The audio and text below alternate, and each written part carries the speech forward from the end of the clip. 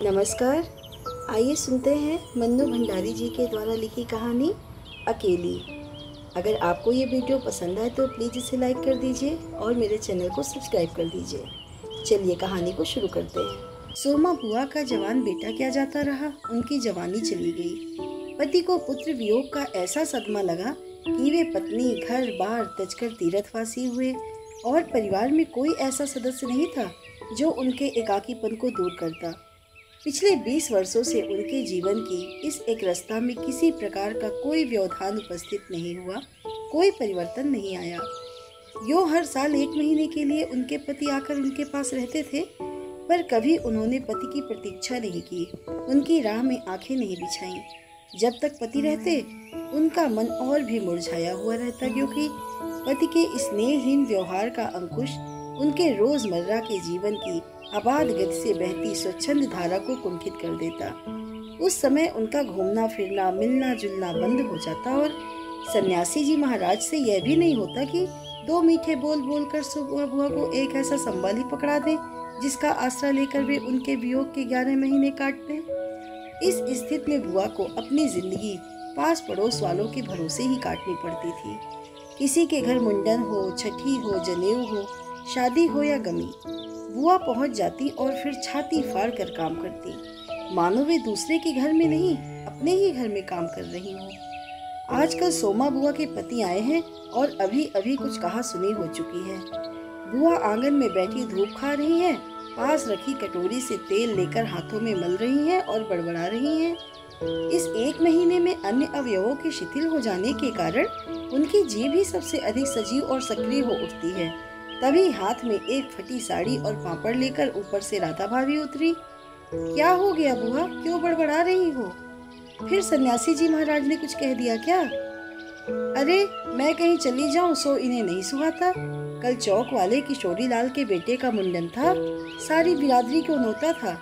मैं तो जानती थी कि ये पैसे का गरूर है कि मुंडन पर सारी बिरादरी को न्योता है, पर काम उन नई नवेली बहुओं से संभलेगा नहीं, सो जल्दी ही चली गई।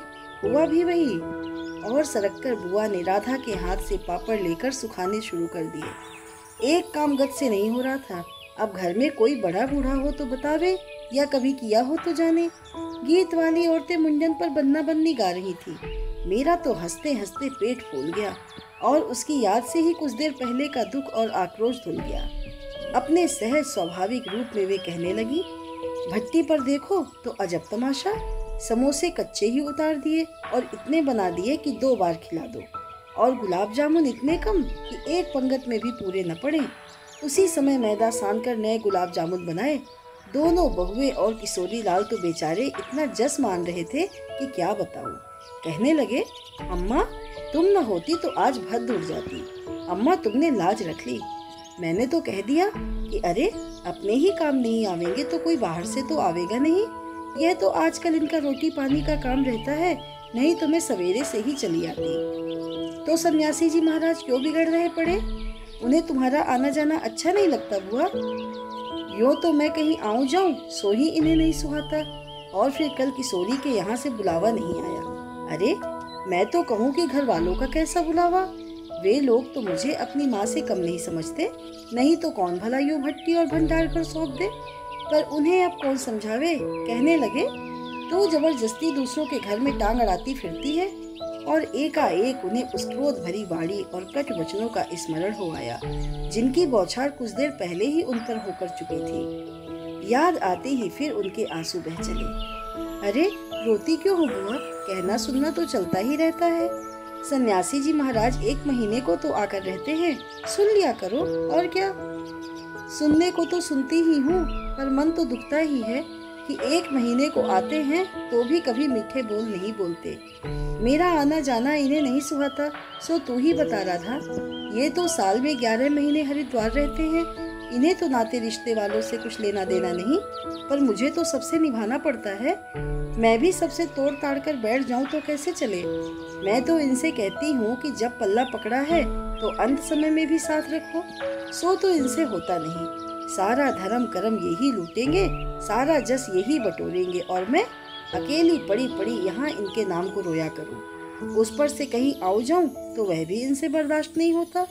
और बुआ फूट फूट कर रो पड़ी। राधा ने आश्वासन देते हुए कहा, रो नहीं बुआ, अरे वे तो इसलिए नाराज हुए कि बिना बुलाए तुम चली गई। बेचारे इतने हंगामे में बुलाना भूल गए तो मैं भी मान करके बैठ जाती, फिर घर वालों का कैसा बुलाना। मैं तो अपनेपन की बात जानती हूँ, कोई प्रेम नहीं रखे तो 10 बुलावे पर नहीं जाऊँ, और प्रेम रखे तो बिना बुलाए भी सिर के बल जाऊँ। मेरा अपना हरखू होता और उसके घर काम होता तो क्या मैं बुलावे के भरोसे बैठी रहती। मेरे लिए जैसा हरखू वैसा किशोरी लाल। आज हरखू नहीं है, इसी से दूसरों को देख देख कर मन भरमाती रहती हूँ और वे हिचकियाँ लेने लगी। सूखे पापड़ों को बटोरते बटोरते स्वर को भरसक कोमल बनाकर राधा ने कहा, तुम भी बुआ बात को कहाँ से कहाँ ले गई। लो अब चुप हो, पापड़ भून कर लाती हूँ, खाकर बताना कैसा है। और वह साड़ी समेट कर ऊपर चढ़ गई। कोई सप्ताह भर बाद बुआ बड़े प्रसन्न मन से आई और सन्यासी जी से बोली, सुनते हो, देवर जी के ससुराल वालों की किसी लड़की का संबंध भागीरथ जी के यहाँ हुआ है। वे सब लोग यहीं आकर ब्याह कर रहे हैं। देवर जी के बाद तो उन लोगों से कोई संबंध ही नहीं रहा, फिर भी है समधी ही। वे तो तुमको भी बुलाए बिना नहीं मानेंगे, समधी को आखिर कैसे छोड़ सकते हैं।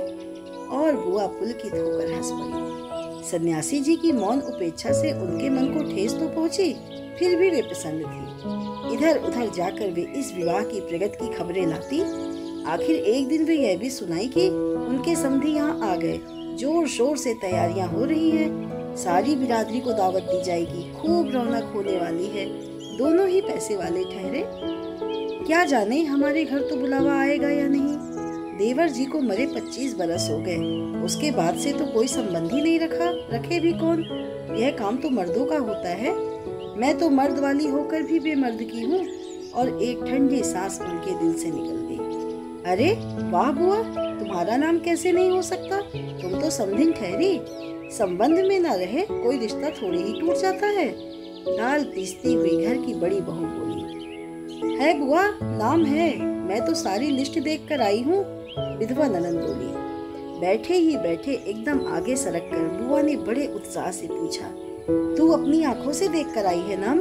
नाम तो होना ही चाहिए, पर मैंने सोचा कि क्या जाने आजकल की फैशन में पुराने संबंधियों को बुलाना हो न हो। और बुआ बिना 2 पल भी रुके वहाँ से चल पड़ी। अपने घर जाकर सीधे राधा भाभी के कमरे में चढ़ी। क्यों री राधा, तू तो जानती है कि नए फैशन में लड़की की शादी में क्या दिया जावे है।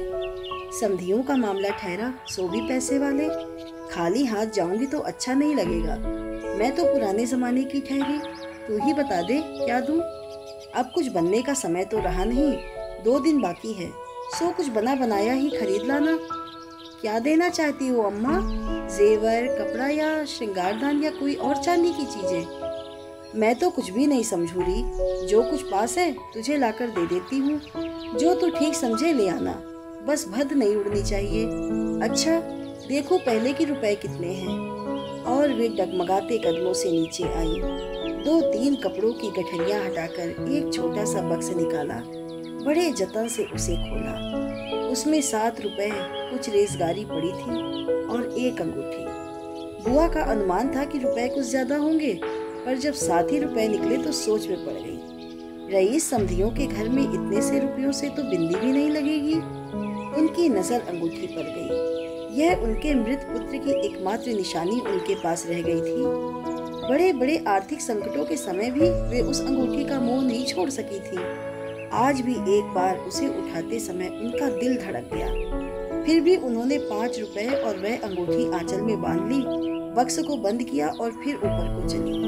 पर इस बार उनके मन का उत्साह कुछ ठंडा पड़ गया था और पैरों की गति शिथिल। राधा के पास जाकर बोली, रुपए तो नहीं निकले बहू, आए भी कहाँ से? मेरे कौन कमाने वाला बैठा है? उस कोठरी का किराया आता है, उसमें तो 2 समय की रोटी निकल जाती है जैसे तैसे। और वे रो पड़ी। राधा ने कहा, क्या करूं बुआ, आजकल मेरा भी हाथ तंग है, नहीं तो मैं ही दे देती। अरे पर तुम देने के चक्कर में पड़ती ही क्यों हो? आजकल तो लेने देने का रिवाज ही उठ गया। नहीं रे राधा, समधियों का मामला ठहरा। 25 बरस हो गए तो भी वे नहीं भूले, और मैं खाली हाथ जाऊं? नहीं नहीं, इससे तो न जाऊं सो ही अच्छा। तो जाओ ही मत, चलो छुट्टी हुई। इतने लोगों में किसे पता लगेगा कि आई या नहीं।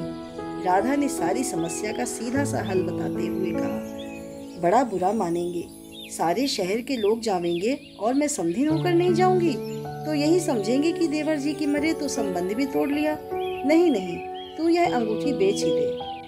और उन्होंने आंचल की गांठ खोलकर एक पुराने जमाने की अंगूठी राधा के हाथ पर रख दी। फिर बड़ी मिन्नत के स्वर में बोली, तू तो बाजार जाती है राधा, इसे बेच देना और जो कुछ ठीक समझे खरीद लाना, बस शोभा रह जावे इतना ख्याल रखना। गली में बुआ ने चूड़ी वाले की आवाज सुनी तो एकाएक ही उनकी नजर अपने हाथ की भद्दी मटमैली चूड़ियों पर जाकर टिक गई। कल समधियों के यहाँ जाना है, जेवर नहीं तो कम से कम कांच की चूड़ी तो अच्छी पहन ले। पर एक अत्यंत लाज ने उनके कदमों को रोक दिया, कोई देख लेगा तो। लेकिन दूसरे ही क्षण ही अपनी इस कमजोरी पर विजय पाती सी वे पीछे के दरवाजे पर पहुंच गईं और 1 रुपया कलदार खर्च करके लाल हरी चूड़ियों के बंद पहन लिए। पर सारे दिन हाथों को साड़ी के आंचल से ढके ढके फिरी। शाम को राधा भाभी ने बुआ को चांदी की एक सिंदूरदानी, एक साड़ी और एक ब्लाउज का कपड़ा लाकर दे दिया। सब कुछ देख पाकर बुआ बड़ी प्रसन्न हुई और यह सोच सोच कर कि जब वे ये सब देंगी तो उनकी समधिन पुरानी बातों की दुहाई दे दे कर उनकी मिलनसारता की कितनी प्रशंसा करेगी। उनका मन पुलकित होने लगा। अंगूठी बेचने का गम भी जाता रहा।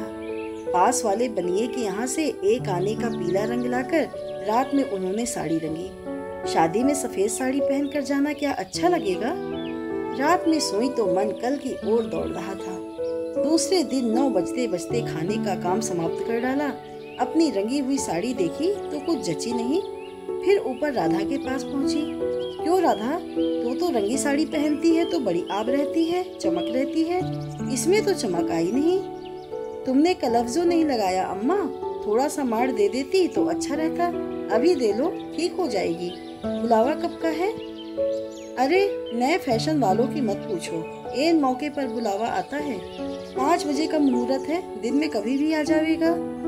राधा मन ही मन मुस्कुरा उठी। बुआ ने साड़ी में मार लगाकर सुखा दिया। फिर एक नई थाली निकाली। अपनी जवानी के दिनों में बुना हुए क्रोशिये का एक छोटा सा मेजपोश निकाला। थाली में साड़ी, सिंदूरदानी, एक नारियल और थोड़े से बतासे सजाए। फिर जाकर राधा को दिखाया। सन्यासी महाराज सवेरे से इस आयोजन को देख रहे थे और उन्होंने कल से लेकर आज तक कोई 25 बार चेतावनी दे दी थी कि यदि कोई बुलाने न आए तो चली मत जाना, नहीं तो ठीक नहीं होगा। हर बार बुआ ने बड़े ही विश्वास के साथ कहा, मुझे क्या बावली समझ रखा है जो बिन बुलाए चली जाऊंगी। अरे वह पड़ोस वालों की नंदा अपनी आंखों से बुलावे की लिस्ट में नाम देख कर आई है और बुलाएंगे क्यों नहीं। शहर वालों को बुलाएंगे और समधियों को नहीं बुलाएंगे क्या। 3 बजे के करीब बुआ को अनमने भाव से छत पर इधर उधर घूमते देख राधा भाभी ने आवाज लगाई, गई नहीं बुआ तुम। एकाएक चौंकते हुए बुआ ने पूछा, कितने बज गए राधा? क्या कहा? 3? सर्दी में तो दिन का पता नहीं लगता। बजे 3 ही हैं और धूप सारी छत पर से ऐसे सिमट गई मानो शाम हो गई। फिर एकाएक जैसे ख्याल आया कि यह तो भाभी के प्रश्न का उत्तर नहीं हुआ। जरा ठंडे स्वर में बोली, मुहूर्त तो 5 बजे का है, जाऊंगी तो 4 तक जाऊंगी, अभी तो 3 ही बजे हैं। बड़ी सावधानी से उन्होंने स्वर में लापरवाही का पुट दिया। बुआ छत पर से गली में नजर फैलाए खड़ी थी। उनके पीछे ही रस्सी पर धोती फैली हुई थी जिसमें कलफ लगा था और अबरक छिड़का हुआ था। अबरक के बिखरे हुए कण रह रहकर धूप में चमक जाते थे। ठीक वैसे ही जैसे किसी को भी गली में घुसता देख बुआ का चेहरा चमक उठता था। 7 बजे के धुंधलके में राधा ने ऊपर से देखा तो छत की दीवार से सटी गली की ओर मुँह किए एक छाया मूर्ति दिखाई दी। उसका मन भर आया। बिना कुछ पूछे इतना ही कहा, बुआ सर्दी में खड़ी खड़ी यहाँ क्या कर रही हो? आज खाना नहीं बनेगा क्या? 7 तो बज गए। जैसे एकाएक नींद में से जागते हुए बुआ ने पूछा, क्या कहा? 7 बज गए? फिर जैसे अपने ही से बोलते हुए पूछा, पर 7 कैसे बज सकते हैं? मुहूर्त तो 5 बजे का था। और फिर एकाएक ही सारी स्थिति को समझते हुए स्वर को भरसक संयत बनाकर बोली, अरे खाने का क्या है, अभी बना लूंगी। 2 जनों का तो खाना है, क्या खाना और क्या पकाना। फिर उन्होंने सूखी साड़ी को उतारा, नीचे जाकर अच्छी तरह उसकी तह की, धीरे धीरे हाथों की चूड़ियाँ खोली, थाली में सजाया हुआ सारा सामान उठाया और सारी चीजें बड़े जतन से अपने एकमात्र संदूक में रख दी और फिर बड़े ही बुझे हुए दिल से अंगीठी जलाने लगी।